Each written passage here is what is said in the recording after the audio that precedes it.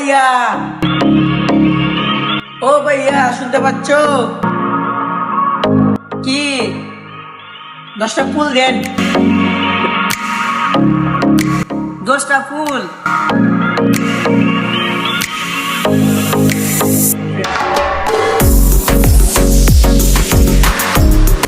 আর কি ভাইয়া? আর 10টা ক্যাপ দেন। দিতাছি ভাইয়া আমাকে। আর কি ভাইয়া?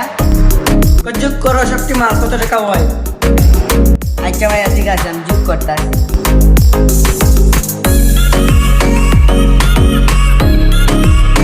10টা ফুল,